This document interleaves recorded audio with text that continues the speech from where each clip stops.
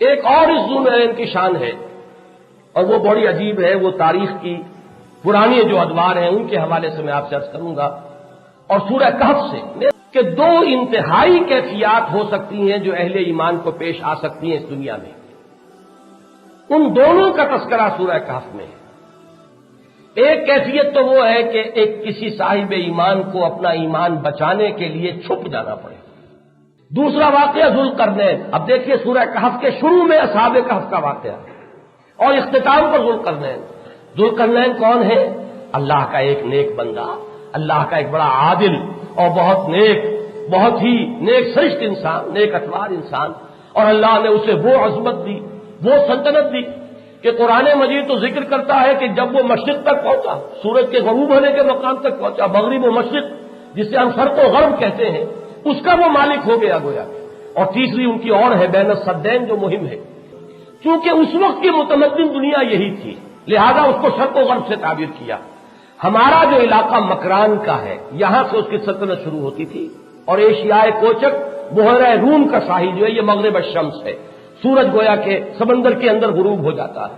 تو یہ متمدن دنیا، یہ یہاں سے وہاں تک جزیرہ نماء عرب کو اس کو نکال دیجئے، یہ علاقہ تھا ذوالقرنین کا، جس کو قرآن مجید نے بیان کیا ہے بڑی عظمت کے ساتھ، اور کردار بھی اس کا بہت بلند تھا، اس میں کوئی شک نہیں۔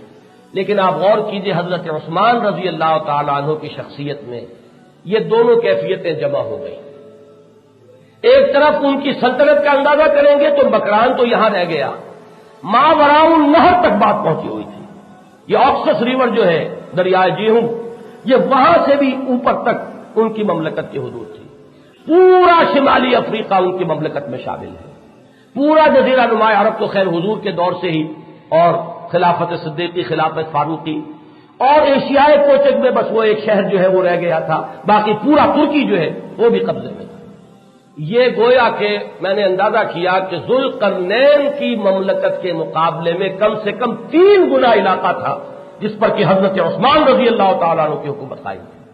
تو ایک طرف تو ذوالقرنین سے 3 گنا شان ہے حضرت عثمان کی، لیکن دوسری طرف اصحاب کہف کی شان ہے، اپنے گھر میں محصور رہے ہیں، اور وہ محاصرہ ایسا رہا ہے کہ پانی ان پر بند کر دیا گیا، رسد جو ہے ان کے لیے بند کر دی گئی، شدید ترین محاصرے کی کیفیت میں حضرت عثمان رہے ہیں۔ تو اصحاب کہف والی شان۔ اچھا پھر یہ کہ بیک وقت، یہ نہیں کہ یہ 2 مختلف ادوار ہیں، جس وقت آپ محصور ہیں اس وقت بھی آپ حکمران ہیں پورے عالم اسلام کے، ہر جگہ آپ کا حکم چل رہا ہے۔ حضرت عمرو بن العاص مصر سے درخواستوں پر درخواستیں بھیج رہے ہیں کہ اجازت دیجیے ہم فوج لے کر آئیں اور ان بلوائیوں کا خلا قبا کر دیں۔